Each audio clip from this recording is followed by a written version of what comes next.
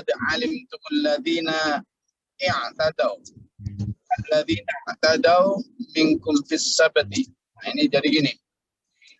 Ada satu kisah di masa Nabi Musa alaihissalam. Itu memang Nabi Musa itu, kalau kita di umat Islam Jumatannya, ya Jumatannya itu hari apa kita? Jumat. Nah, Jumatannya Nabi Musa dalam tanda kutip itu hari Sabtu. Hari Sabtu. Makanya orang Yahudi sekarang itu mereka mengenal dengan Sabat. Sabat. Nah, terkait hari Sabtu ini memang banyak kisah, ya, banyak berita lah, terutama di kalangan Yahudi sendiri. Ini, pada saat hari Sabat itu Yahudi itu sudah jelas diperintah, ya kayak kita lah. Kalau kita di surat Al-Jumu'ah itu kan jelas. Idza nudiyatil sholat, ya kan? Yaumil Jumu'ah, ketika ada panggilan sholat di hari Jumat, itu kan kita diperintah untuk tadarul bai'. Apa? Diperintah apa? Untuk meninggalkan jual beli. Coba dibuka di surat Al-Jumu'ah. Antara ayat 10 pokok dibuka. Nanti kita hubungkan dengan Yaumul Sabat sini. Kita perintah untuk meninggalkan jual beli di hari Jumat. Coba, ayo. Surat Al-Jumu'ah. Enggak? Baca, silakan. Artinya ada apa? Karena nanti ada kaitan dengan surat Al-Baqarah ayat 65 ini. Dan pakai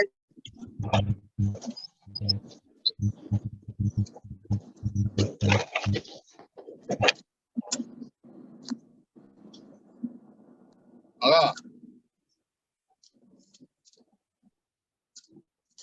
Silakan. Al-Jumu'ah tentang monggo silakan. A'udzubillahi minasyaitonirrajim. Bismillahirrahmanirrahim. Wahai orang-orang yang beriman, apabila enggak dengar ini, yang keras semangat itu loh, hari Ahad semangat. Wahai orang-orang yang beriman, apabila telah diseru untuk melaksanakan sholat pada hari Jumat, maka segeralah kamu mengingat Allah dan tinggalkan jual beli. Yang demikian lebih baik bagimu jika kamu mengetahui. Shadaqallahul adzim. Coba, tadi Pak Mahfud suaranya kurang. Yang lain, ayo ganti. Yang semangat, saya pengen tahu semuanya. Ayo. Ya, Gus. Kamera maupun yang nyalain. Yang keras suaranya, yang tadi belum baca. Ibrahim. Wahai orang-orang yang beriman, apabila telah diseru untuk melakukan sholat pada hari Jumat, maka segeralah kamu mengingat Allah dan tinggalkanlah jual beli. Yang demikian itu lebih baik bagimu jika kamu mengetahui. Kalau kamu sudah dipanggil sholat Jumat, segera mengingat Allah, kemudian tinggalkan jual beli. Sama, apa yang dimaksud dengan tinggalkan jual beli? Hari Jumat itu bukan kok dilarang jual beli sama sekali. Kamu mungkin pagi bisa mulai jual beli atau nyari nafkah jadi apapun lah, petani di kantor, silakan. Tapi begitu ada panggilan waktunya sholat Jumat, bahkan sebelum adzan, kita itu udah tahu, maka fadarul, tinggalkan. Sudah, pulpen kamu, laptop kamu, cangkul kamu, timbangan kamu, toko kamu, close the door. Tutup. Kan gitu. Fokus untuk apa? Bersegera. Bersegera kepada Allah. Bersegera untuk memenuhi panggilan. Nah, itu jelas.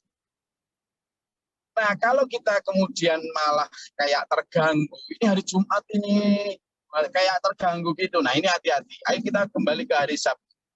Nah, di hari Sabtu, di masanya Nabi Musa, itu sama juga. Kalau hari Sabtu, malah di masa Nabi Musa itu bukan kok hanya tinggalkan, tapi benar-benar diminta untuk off. Hari Sabtu itu diminta off. Day off. Apa itu? Libur. Hanya untuk beribadah. Nah, tapi yang namanya godaan itu kan ya begitu. Ya kan? Nanti ayo kita ngobrol, mengaku, saling mengaku. Memang kajian kita itu untuk ngaku. Pak Jo sudah senyum-senyum mau ngaku. Kita kembali ke hari Sabtu. Jangan ngaku dulu.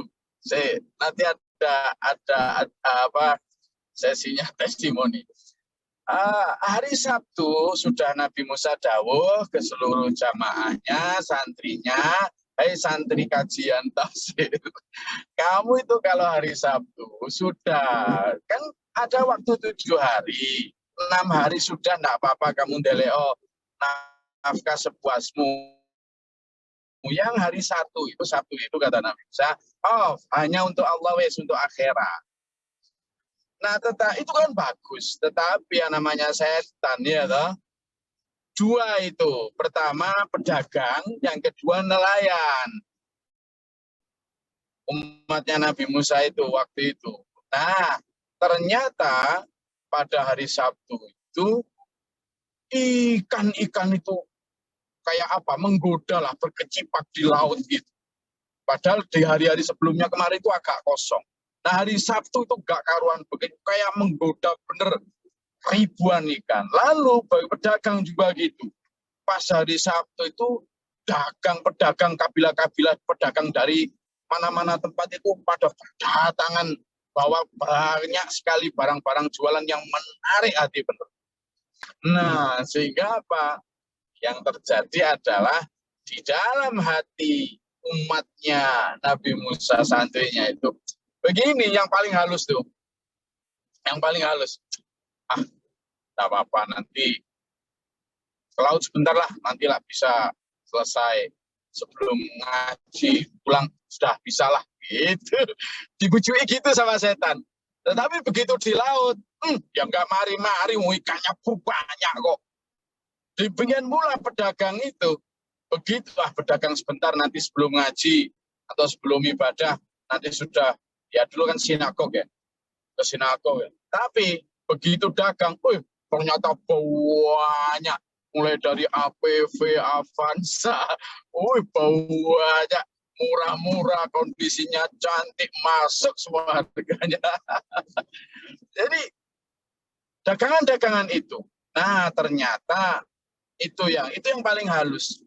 Lalu yang agak kasar dikit gini, ya bukan kasar, yang lebih tak apa-apa. Sekarang hari ini aja kita off, nggak ngaji, nggak ikut ibadah. Toh kemarin ya sudah, dan pekan depan kan ya bisa lagi. Godaan ini ternyata sebenarnya adalah ujian juga dari Allah. Kenapa? Seberapa taat kamu terhadap perintah, melaksanakan perintah, meninggalkan larangan. Nah, waktu itu umatnya Nabi Musa banyak yang kegoda, yang nelayan ya berhamburan ke laut, yang pedagang ya berhamburan ke pasar. Nabi Musa hanya ditemani sedikit dari mereka yang teguh pendirian. Gitu. Akhirnya apa?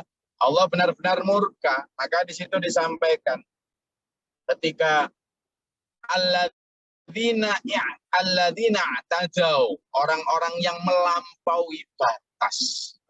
Terutama orang-orang yang sudah sering melakukan pelanggaran fisabati pada hari Sabat.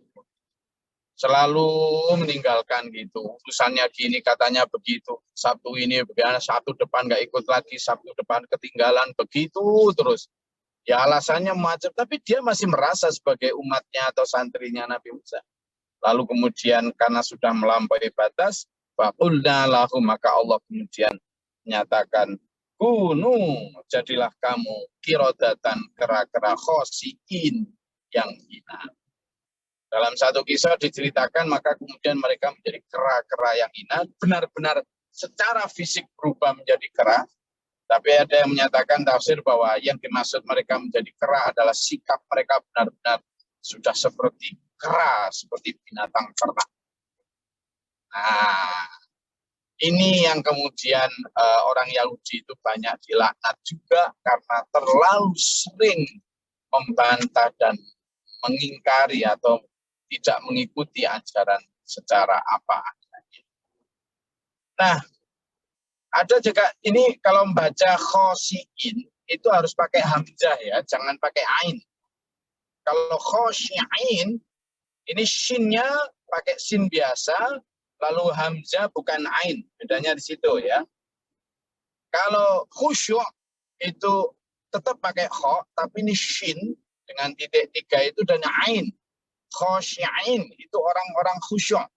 Maknanya jauh bertolak belakang ya. Kalau khosyi'in pakai ain, ini orang-orang yang khusyuk. Tapi kalau khosiin pakai sin dan pakai hamzah, artinya kera yang hina. Jadi jauh bedanya. Makanya untuk yang kalimat-kalimat semacam ini kita harus makharijal hurufnya, huruf yang keluar dari mulut kita harus benar-benar fasih ya, benar-benar tartil betul itu.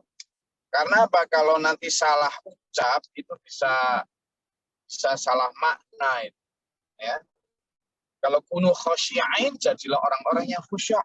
Tapi kalau kunu khosiin jadilah yang hina ini. Nah, ini jangan sampai ya. Maka bacanya yang ini adalah kunu qiradatan khosiin. Pakai sin, pakai hamzah. Kalau khusyuk pakai shin, pakai ain. Nah, sehingga ini yang harus kita hindari dulu. Coba kita sekarang teliti diri masing-masing ya. Auzubillahi min dzalik, jangan sampai menjadi yang seperti orang kaum Sabat ini. Sampai sekarang pun kejadian-kejadian yang apa ya, yang tergolong cilaka itu kebanyakan di umat Yahudi ya, bukan hanya sekedar Bani Israel, umat Yahudi. Itu pernah misalnya pembunuhan Olimpiade tahun 72 atau berapa itu juga di hari Sabtu mereka mengenalnya sebagai Black Sabbath ya, Sabtu hitam dalam sejarah mereka. Nah, ini yang jadi pelajaran kita. Faja'alna nakal lima baina yadayha wa ma khalfaha wa mau'izatan lil muttaqin. Dan kami jadikan yang demikian itu sebagai apa? Sebagai peringatan agar kita tidak begitu. Sebagai peringatan. Ini yang penting Bang saya sampaikan. Bahwa Quran itu tidak hanya untuk itu. Ini dalilnya. Ini dalilnya. Dalilnya adalah faja'alnaha, kami jadikan peristiwa itu nakalan sebagai peringatan.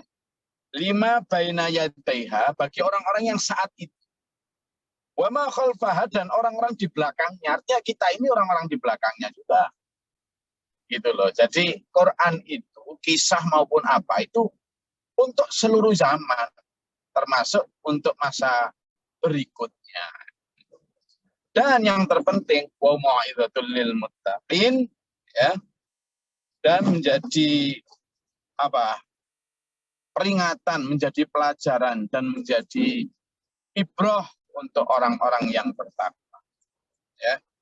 Ini wa mau'izatul lil muttaqin itu kenapa? Karena kalau orang bertakwa itu selalu menjadikan semua pelajaran semua apa yang ada di depan itu sebagai pelajaran untuk refleksi kepada diri masing-masing. Okay?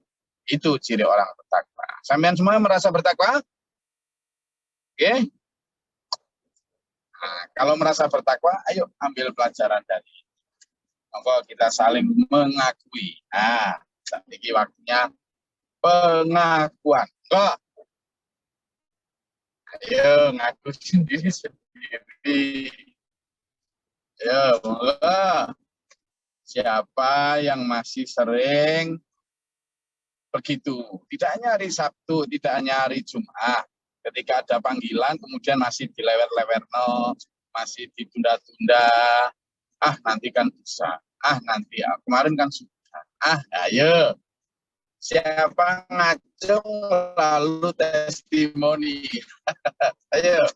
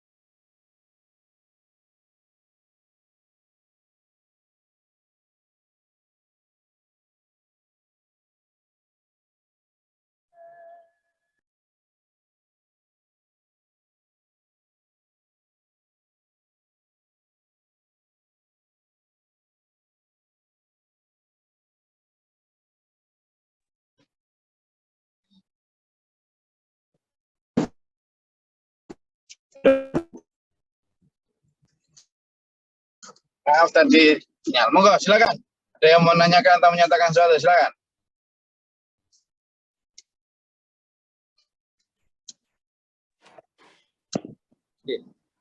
Izin Gus Lori. Silakan. Ya. Mengaku sekalian bertanya. Begini, salah satu pekerjaan saya itu kan beriklan, Gus, mengiklankan produk kan begitu. Nah, yang kita harapkan kan respon. Nah, sering yang terjadi pada jam-jam santai, katakan jam 9, 10, 11, itu respon agak kurang, Gus. Nah, begitu dekat-dekat jam 12, respon itu sudah mulai ada. Bahkan ada yang mau datang kan begitu. Padahal sholat duhur kalau di Bali, insya Allah sekarang ini kan 12:31, ya, kurang lebih itu. Nah, sedangkan waktu sholat duhur 12:31 sampai menjelang asar itu kan 15:38 kalau hari ini. Nah, kami mendahulukan tamu yang datang itu kita temui dahulu, karena waktu sholat duhur kan masih panjang itu, Gus. Nah, yang sering terjadi seperti itu. Adanya rentang waktu ini yang dimaksud Allah bagaimana? Kita bisa mundur waktu itu atau bagaimana, Gus? Yang pertama. Terus yang kedua, kemarin hari Jumat memang terjadi betul, Gus. Hari Jumat itu terjadi betul. Jam 12 persis itu ada nasabah dari Ubud itu datang. Beliau telepon, Pak, saya posisi sudah di Tabanan. Padahal itu jam 12. Nah, ya, saya sampaikan, mohon maaf saya belum bisa kalau sekarang. Saya harus sholat Jumat. Insya Allah saya selesai jam 13.05. Jadi mohon maaf, Bapak bisa langsung ke rumah saya dulu atau bermain di mana. Yang jelas kita bisa ketemu insya Allah sekitar jam 13 atau 13:05. Dan itu saya lakukan, bisa ketemu selesai sholat Jumat dan alhamdulillah itu clear deal kan begitu. Nah, pertanyaan yang pertama tadi, Gus, rentang waktu sholat duhur itu kan ada waktu.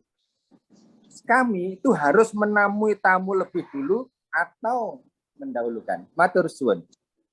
Terima kasih. Jadi pertama gini, Pak Jo, kalau itu urusannya hari Jumat yang waktunya memang pendek dan tidak bisa ditunda, maka sampean tidak boleh negosiasi. Artinya tidak ada negosiasi tentang pengunduran. Ya. Lalu yang kedua, kalau itu adalah rentangnya hari zuhur, sahur biasa, bukan Jumat, itu ya, maka jika memang itu sudah sangat mendesak, misalnya karena sudah janjian sebelumnya, maka sama dahulukan itu. Sholat misalnya karena sudah janjian ya, karena sudah janjian, apalagi dia tamu dari jauh gitu, oke. Misalnya zuhurnya 12.38, misalnya mundur sampai 12.50 atau apa, itu masih bisa, ya. Sesekali saja. Artinya sesuatu yang sifatnya emergensi. Tetapi untuk rutinitas tetap harus mendahulukan ala waktiha atau apa? Tepat waktu kita mau buta. Nah, itu konsepnya. Kalau sesekali nggak apa-apa, tapi kalau kemudian menjadi rutinitas malah keliru. Memundur-mundurkan waktu sholat itu keliru. Tapi kalau sesekali nggak apa-apa. Nah, apa-apa pun itu nggak boleh terlalu jauh. Artinya ya tetap harus ala waktiha, tetap harus kita paham. Yang pertama. Lalu yang kedua, Pak Jo masih ingat waktu ada baksos ke Pandeglang kalau nggak salah. Kemudian yang kedua itu kalau nggak salah waktu workshop entah yang Riau atau yang Wonogiri. Itu pas sampean itu kalau nggak salah mau deal-dealan atau ngambil mobil kemana gitu. Akhirnya nggak jadi mendahulukan untuk berjuang di jalan Allah. Tetapi begitu pulang, itu malah dapat deal hampir 10 kali lipat dari yang pertama ditinggalkan. Pada itu satu contoh baik di mana Allah itu tidak akan kemudian membiarkan kita yang telah berkorban untuk agama itu begitu saja. Meskipun ketika sampean meninggalkan itu untuk berjuang di jalan Allah, itu harus ikhlas. Jangan kemudian berpikir bahwa nanti diganti di dunia, jangan. Diganti atau tidak diganti itu biarkan menjadi bonus. Ganti kita yang jelas adalah di akhirat. Tetapi insya Allah yang demikian itu tapi karena itu jangan pernah ragu. Jangan pernah ragu. Begitu Allah perintahkan, lakukan, lakukan. Jadi jawaban saya tetap sama. Jika itu berkaitan dengan Jumat, kalimatnya jelas pada baik. Tinggalkan sudah. Jadi negosiasi pertama sampean tunggu, saya tidak bisa. Itu pasti sudah benar.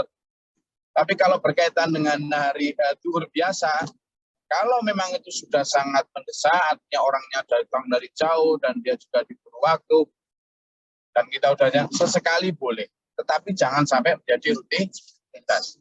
Karena kalau rutinitas itu bahaya. Sehingga apa? Yang saya maksud di sini adalah kita harus benar-benar membuat citra diri. Artinya apa citra diri itu? Orang itu harus melihat begini. Oh ini Pak Jo, kalau jam segini tidak bisa, dia pasti sholat. Kita tuh harus punya brand begitu. Kalau mau bisnis sama Pak Jo jam sekian itu tidak bisa. Sehingga orang itu sudah tahu. Tidak akan macam-macam di titik itu. Sama misalnya kayak orang kalau mau nyugi atau ngajak makan Pak Jo, nggak mungkin diajak misalnya ke warung kopi misalnya. Kan nggak mungkin. Karena apa? Udah tahu, nggak mungkin mau. Itu. Atau bahkan yang paling gampang, kalau kamu bertamu ke tempatnya Pak itu, jangan merokok misalnya. Itu kan harus sudah tercipta brand itu. Nah brand itu tercipta bahwa kita itu begini dan begitu. Itu kalau kita lakukan pertama, katakan secara jujur apa adanya, konsisten, dan yakin.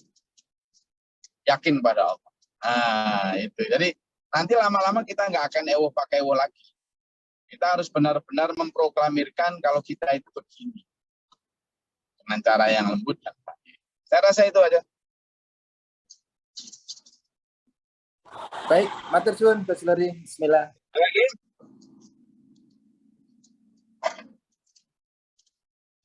Silakan. Ini saya perjalanan sama putra-putra saya ini.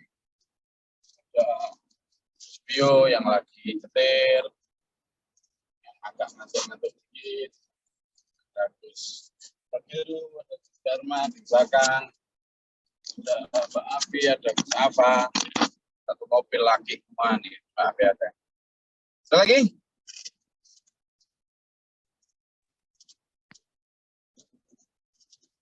Silakan.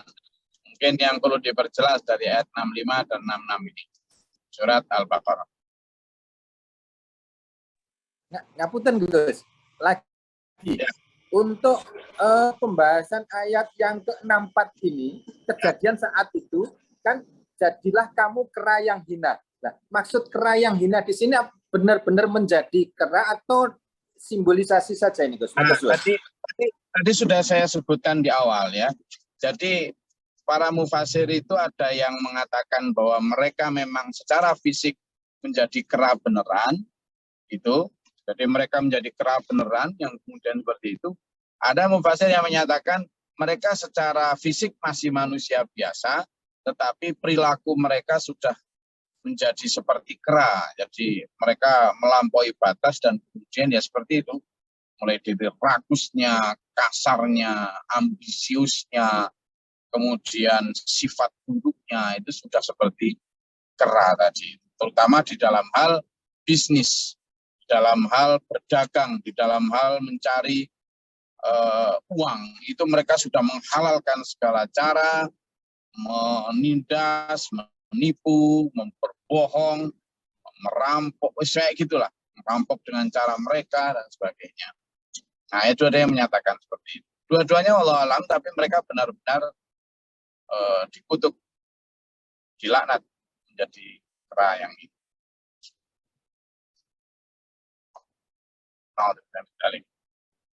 Oke, ada lagi? Oke, kalau tidak ada, saya rasa cukup. Kita harus menjadi khosyi'in ya, jangan khosyi'in, tapi menjadi khosyi'in. Jangan jadi kera yang hina, tapi jadilah orang-orang yang khusyuk, orang-orang yang bertakwa, yang mengambil semuanya sebagai nakal, yang mengambil semuanya sebagai mau'izah, pelajaran untuk kita semuanya. Agar kita menjadi hamba-hamba Allah yang lebih mengutamakan panggilan Allah daripada panggilan nafsu, dan kita bisa menyeimbangkan antara kepentingan dunia dan akhirat. Semoga Allah merahmati kita dan kita dalam Shiratal Mustaqim. Amin. Allahumma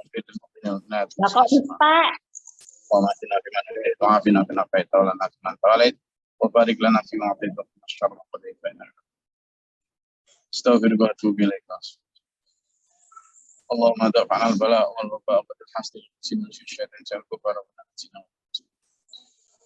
Allahumma fa'al razaqana. Wa namana faktubna ma syaitin wa la tasifuna ba'da dzalika. Wa najalna muslimin al-kafirin. Kira pada dalam tarot hasan. Wa natina hasanah wa rahmatna. Tabana tabi fil balati wa al-sismi.